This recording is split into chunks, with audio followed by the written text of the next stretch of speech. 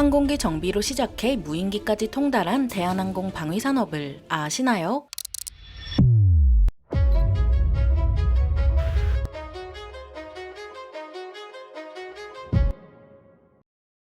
안녕하세요. 지식스토리입니다. 이번에는 전 세계에서 유일하게 방위산업체 지위를 갖춘 민간항공사 대한항공의 방위산업에 대해 알아볼 텐데요. 우리나라는 미국, 이스라엘, 영국, 이탈리아, 호주, 일본에 이은 7번째 F-35 스텔스 전투기 보유국으로 무려 7조 4천억 원의 예산을 들여 40기를 도입했습니다. 우리 공군은 2028년까지 20기를 추가 도입해 사고로 쓸 수 없게 된 한 기를 제외한 총 59기를 운용할 예정인데요. 미국은 이런 우리나라에 F-35 정비권 까지 줬죠. F-35에는 미 의회가 통제하는 민감한 기술이 여러 포함되어 있어서 원래는 기름칠도 마음대로 할 수 없었습니다. 우리나라가 이렇게 정비 권한을 얻을 수 있던 건 대한항공의 역할이 컸는데요. 대한항공은 1979년부터 아시아 태평양 지역에서 유일하게 미 군용기 종합정비창을 운용해왔기 때문에 믿고 맡길 구석이 있던 거죠. 보통 대한항공 하면 항공사로 많이 알고 있지만 대한항공은 우리나라 방위산업을 이끄는 방위산업체이기도 합니다. 김해공항에는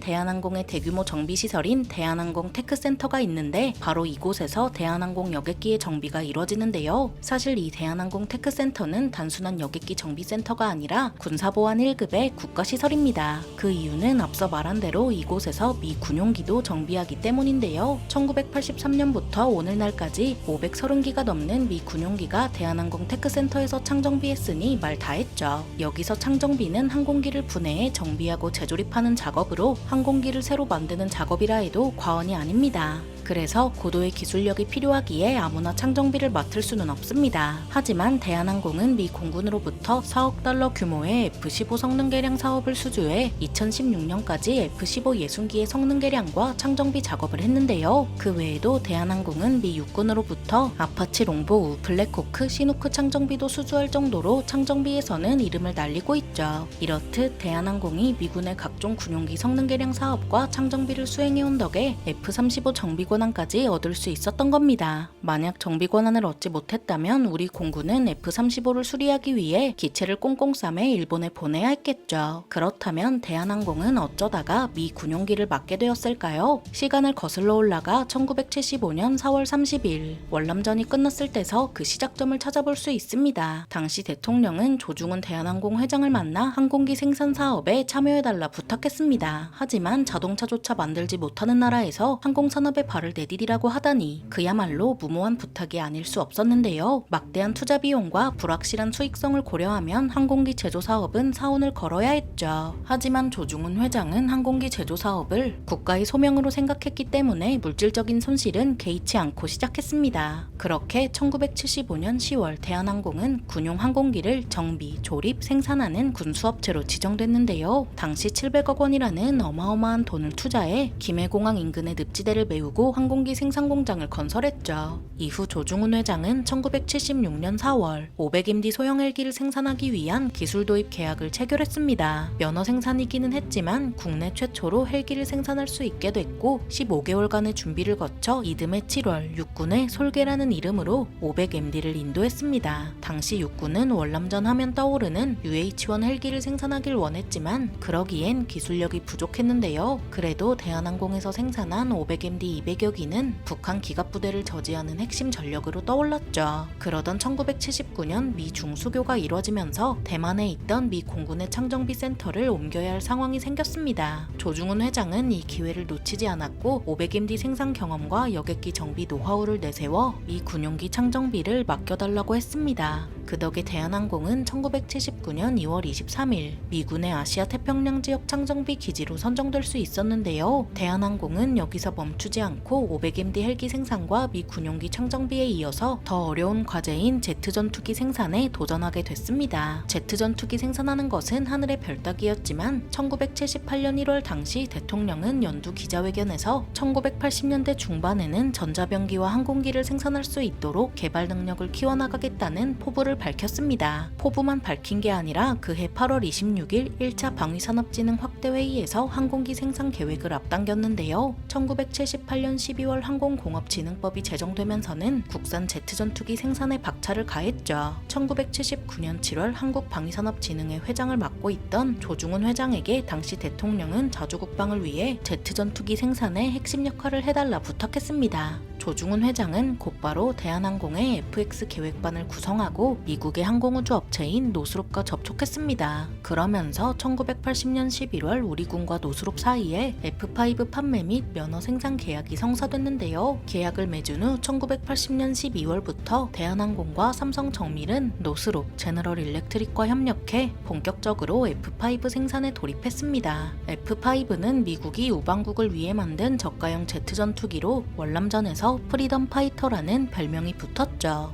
F5는 당시 우리나라 같이 기술력이 부족한 개도국에서 도전할 수 있는 유일한 제트 전투기였습니다. 그렇게 만든 우리나라 최초의 제트 전투기가 바로 제공호로 1982년 9월 9일 김해 공장에서 출고됐습니다. 제공호라고 불리는 F5는 오늘날까지 우리 공군의 주력기로 쓰이고 있으며 특히 이웅평의 미그 19가 수원기지에서 귀순할 때 가장 먼저 나라가 대응했던 전투기가 F5이기도 했는데요. 이렇듯 수완이 좋은 조중훈 회장은 프랑스로부터 액조세 미사일을 도입하는 데도 큰 역할을 했죠. 액조세 미사일은 대한항공이 에어버스 A300 여객기를 사주는 대가로 도입할 수 있었다는 건 이미 유명한 이야기입니다. 다만 그냥 된 건 아니고 조중훈 회장이 프랑스와 친했기에 가능한 일이었습니다. 대한항공은 1996년 10월 1일부터 UH-60 블랙호크 중형헬기 100기를 생산해 1999년 4월 육군 항공작전 사령부가 탄생할 수 있도록 했는데요. 2002년 7월 10일에는 주한미군의 특수전용 WH-60G 탐색 구조헬기의 개량과 수명 연장을 성공적으로 마치기도 했죠. 대한항공은 여기서 멈추지 않고 21세기 들어 크게 주목받은 무인기 개발에 뛰어들었습니다. 2004년부터 근접 감시 무인기 개발을 시작으로 2012년에는 대형 전략 무인기 탐색 개발 사업을 끝냈습니다. 2년 후인 2014년에는 4단급 무인기 개발 사업으로 KUS-9 총 128기를 육군에 납품했는데요. 4단급 무인기는 2020년까지 진행한 4천억 원 규모의 사업이죠. 우리 군이 무인기를 적극적으로 도입한 이유는 야전군 사령부가 통폐합되고 1군단은 3군단에 흡수되는 큰 변화를 맞이했기 때문입니다.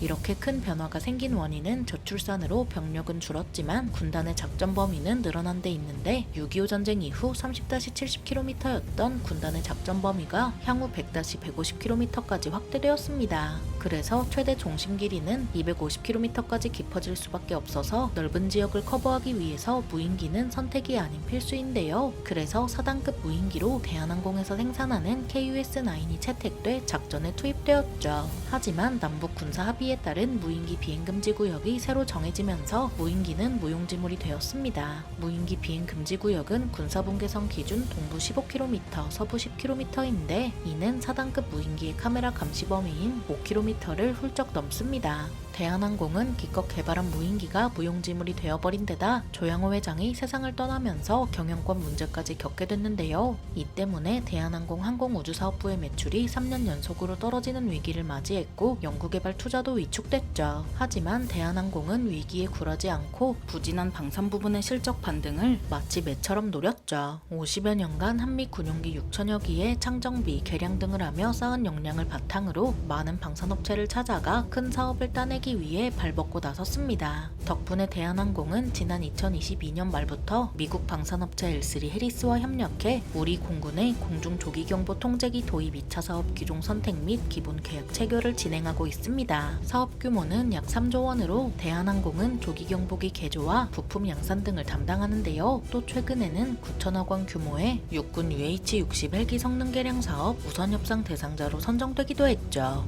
이를 위해 지난해 미국 방산업체 콜린스 에어로스페이스에 이어 이달 LIG 넥스원과 UH-60 성능 개량 기술 협력 업무 협약을 체결했습니다. 대한항공은 20여 년 전부터 무인기를 개발해온 만큼 지난 2022년에는 대북 정보 수집과 정찰 임무 등을 수행하는 KUS-FS를 개발해서 양산했습니다. 특히 대한항공은 스텔스 무인기 개발 분야에서 차별화된 기술력을 보유하고 있는데요. 스텔스 무인기는 레이더 탐지가 어려운 스텔스 상태를 유지해 경제에 전략적 우위를 차지하기 위한 핵심이 되는 기술이죠. 대한항공은 2010년부터 국방과학연구소와 관련 기술 개발을 진행해왔고 2022년부터는 국방과학연구소가 주관하는 스텔스 무인 편대기 개발 과제도 함께 했습니다. 스텔스 무인 편대기는 유인기를 지원하고 호위하는 존재로 국내에서는 처음 개발되는 기술입니다. 대한항공은 4단급 중고도 무인기, 차세대 스텔스 무인기 등 다양한 무인기 플랫폼 개발에 집중하면서 방산 분야 역량을 계속 키워나갈 예정인데요. 대한이라는 이름이 붙는 만큼 어디든 잘 이어주는 오작교 같은 존재가 되길 바랍니다. 미래전의 길을 턴 대한항공 방위산업에 대해 알아봤는데요. 영상이 유익하셨다면 구독과 좋아요 부탁드립니다. 감사합니다. 지식스토리였습니다.